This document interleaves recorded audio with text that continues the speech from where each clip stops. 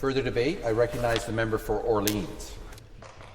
Thank you, Mr. Speaker. And I'm going to be sharing my time with the members from Ottawa South and from Kingston and the Islands.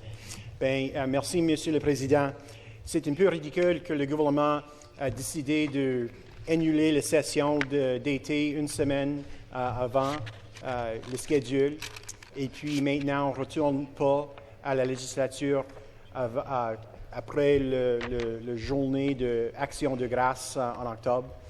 Ça dit qu'on a une vacance d'été plus longue que nos étudiants, que nos enseignants, que la législature est fermée plus longtemps que nos écoles ici en Ontario.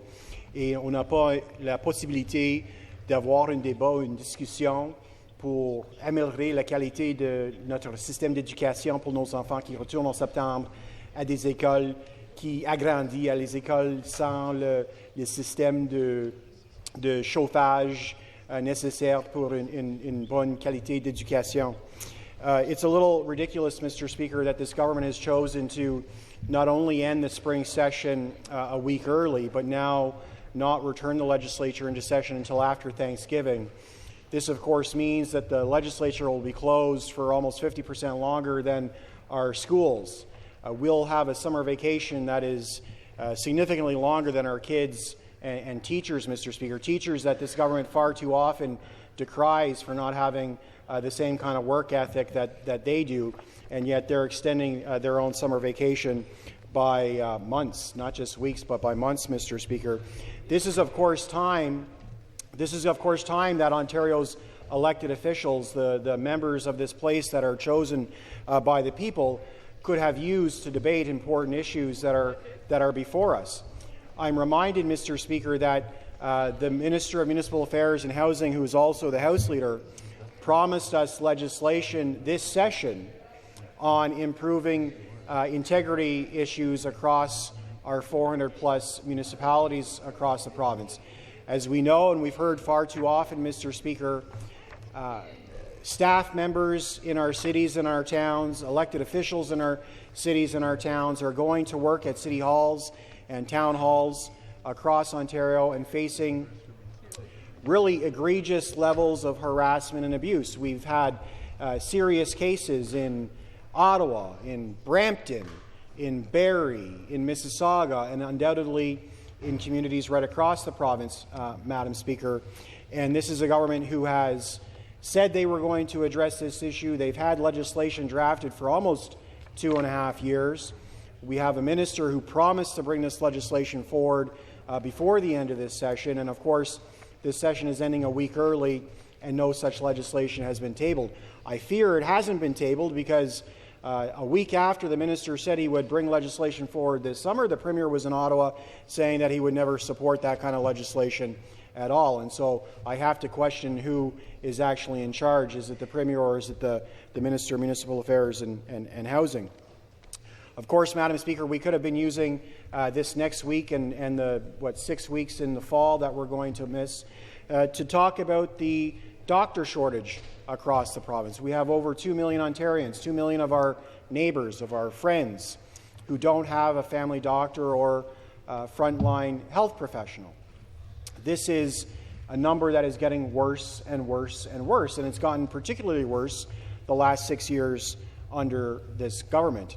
Just yesterday, Madam Speaker, I was speaking to a constituent of mine, Christy, who, like many parents this spring, have received the thrilling news that their child has been accepted to university, and their child is going to be going away to university, which is a thrill for many families to get to that stage in their life. And as a result of being accepted to university, as a result of going away to school in the fall, her daughter was dropped by her family doctor. Her family doctor dropped her from her list of patients because she thought that she would be too far away to provide adequate continuing care. Now, that's ridiculous, Madam Speaker. If we allow our kids to be dropped by their family physician simply for being accepted and deciding to go away for college or university, we are going to have a tsunami of students who are going to be losing out on primary health care, Madam Speaker. That is an issue that is worth discussing and debating in this place, and it's an issue we won't be able to talk about again now until after the Thanksgiving break. Madam Speaker, small businesses in Ontario are suffering. They're suffering. They've been suffering for years as a result of the pandemic, and they continue to suffer. And so this would have been a perfect opportunity to debate my colleague's proposal, my colleague from Don Valley West's proposal, to cut small business taxes in half, saving small business owners up to $18,000 a year.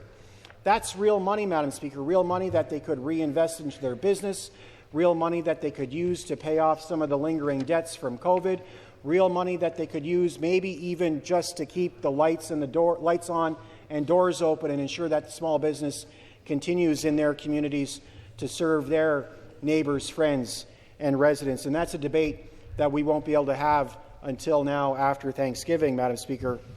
Of course, as the largest city in the province, as the largest city in the country, is in the midst of a potential devastating and crippling transit strike, we could have spent the 6 or 7 weeks we're not going to be sitting here talking about adequately funding transit operations in Ontario. It's possible, Madam Speaker, that while the Premier and his cabinet are taking a summer vacation, the transit in the largest city in the country might actually shut down the city. That is something that we could be debating, that we could be discussing, that we could be sharing stories of those who are going to go through that pain and suffering as a result of a potential transit strike. But unfortunately, we won't be here to do that, Madam Speaker, because I presume the Premier is going to be at his multi-million-dollar cottage in the Muskokas. So, Madam Speaker, there is absolutely no need to extend the summer vacation well past Thanksgiving. It's going to simply take away the opportunity to share stories from our constituents. It's going to take away the opportunity to debate important legislation. It's frankly going to take away the opportunity from the government to introduce important legislation. We know that they haven't used the opportunity so far this year to introduce a heck of a lot of important legislation. I presume that's why they don't think they need these 5 or 6 weeks, is because they're just bereft of ideas and don't have anything else to bring forward. So, Madam Speaker, with that, I can't support this motion. We need to be here in the fall to debate these important issues, and now I'm glad to pass it on to my friend from Ottawa South.